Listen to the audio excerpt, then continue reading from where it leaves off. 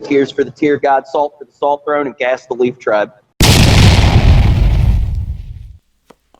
Alright, let's just fucking read it. I love being told that I have an irrational fear of a deadly virus by people who shit bricks over immigrants, LGBTQ people, brown people, black people, working women, windmills, cell phone antennas, vaccines, electric cars, voting by mail, universal healthcare, environmental protections, plant-based food, higher wages, and face masks. Way too long to be an effective meme. Whatever happened to racism? LMAO bottom text. If you remember from the first The Left Can't meme video I did, the left aren't fucking listening. Which is why, as a conservative, you may be looking at this and going, but I like half the things on this list. What the fuck are they talking about? What the fuck is going on?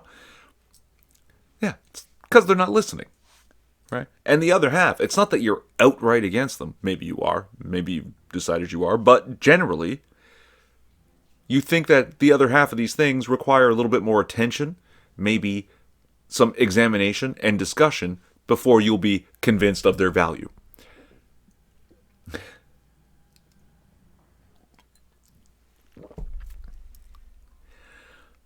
But this is a tactic of the left. To throw as many disjointed, sometimes connected ideas into the fray at once in an effort to confuse and overwhelm. I don't know if there's a fancy word for it, but I just call it convolution. It's a muddying of the waters to such a degree that if you try to argue against any one of these things on the list, they'll take it as you arguing everything on the list. So if you decide to look at this and go, well, windmills don't work as well as we had hoped, and they kill a lot of birds, and the production of them causes a lot of environmental damage, they twist it into, why do you hate black people?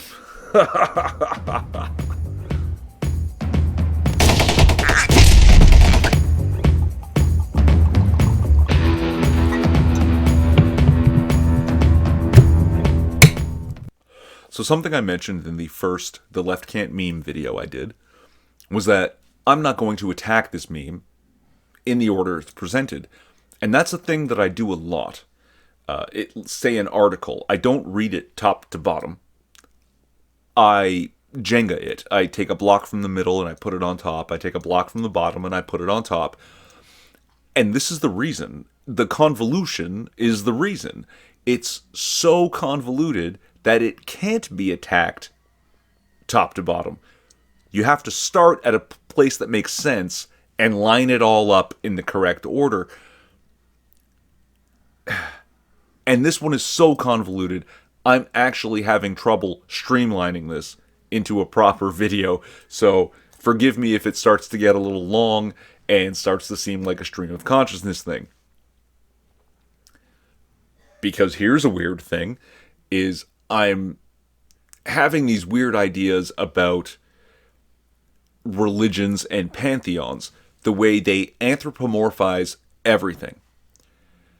Like the ancient Greeks, if you fell in love, you had Aphrodite's blessing. If you were victorious in war, then Ares smiles on you. Things like that. When you say immigration is a thing that we should examine and discuss to determine the limits of its value, they anthropomorphize that idea of immigration into the immigrant. And if you're questioning immigration, you're questioning the immigrant. Not the same thing, but they make it that way and slap immigrant into their pantheon. When LGBTQ activists behave in a particularly questionable manner, that has nothing or little to do with the actual LGBTQ people,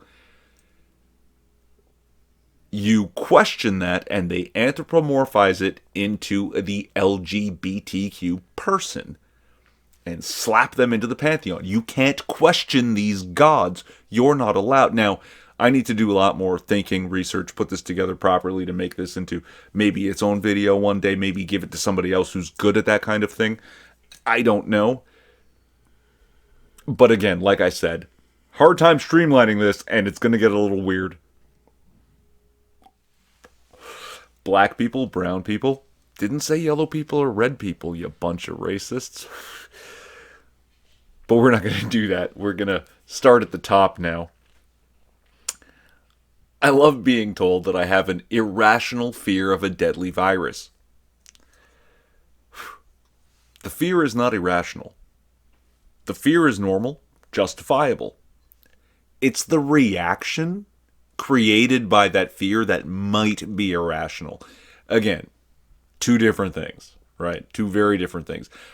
And I know because my initial reaction was quite irrational. I had to spend a lot of time being talked down by my good friend Craig Bragg, who's far more libertarian than I am, and always on the ball with that kind of shit, always ready to talk me off the authoritarian ledge. Take the hose out of my hand so I don't spray the neighbors for gathering in groups larger than 6, that kind of thing. Everyone is susceptible to it. When you're afraid, you're going to have reactions that may not be correct. The fear is rational. Totally okay to be afraid of a deadly pandemic. But the actions taken because of that fear, those are the things that can be dangerous. And yes, we should heavily examine those things and be careful what we do, how we do, and what rights we allow the government to suspend on our behalf. So for the sake of trying to keep it under 20 minutes, I'm only going to address one more thing in this meme that is actually two things, but they're two things that are basically at the farthest edges of the meme from each other, because I know those things to be interconnected. I also want to tell you guys that yes, I pulled this meme from Facebook from a person that I know IRL. And the reason I'm going to address this one thing is because I have had prior discussions with this person and their friends about wages. And basically, I said something about wages, and someone was very upset that I would dare refer to labor and people as commodities. Except I hadn't. I'd only referred to labor as a commodity. Right? But they anthropomorphized labor into the laborer and then said, "How dare you question the laborer god?" I'm not talking out my ass about this shit. It's in there. It's very much in there. I'll find someone good to do this for me. Okay. But higher wages. I'd love to see people have higher wages. It would be great. But wages for labor are commodities. The money's a commodity, the labor's a commodity. They're traded based on supply and demand. So if what you want is higher wages for people, it's very, very difficult to argue for those higher wages while also arguing for high, almost unrestricted immigration. Because when you flood the market with laborers and therefore labor, you depress the value of wages. If you don't understand that labor is a commodity, then you're going to be blind to the things that affect the value of that commodity. And then when the wages are depressed, because here in Canada we have somewhere between 350,000 and 1 million people coming into the country every year, that's somewhere between 1 and 3% of the population coming into Canada every year, of course that's going to have a negative effect on wages. And then when the wages are negatively affected, their response is increase the minimum wage, because they don't understand that labor's a commodity and there are ways to manipulate the value without just simply decreeing what the value is.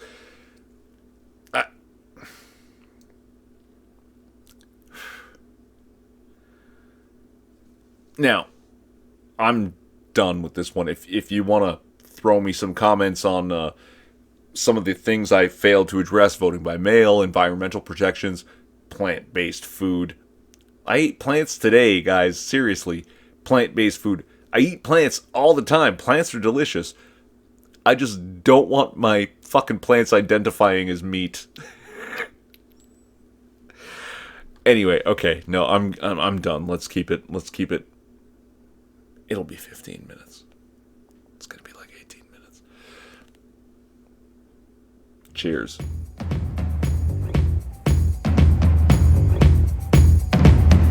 Relevant links to shit I said in the description. Maybe. I'm Urban Twin. Like, subscribe, or don't. It's a free country. At least it used to be.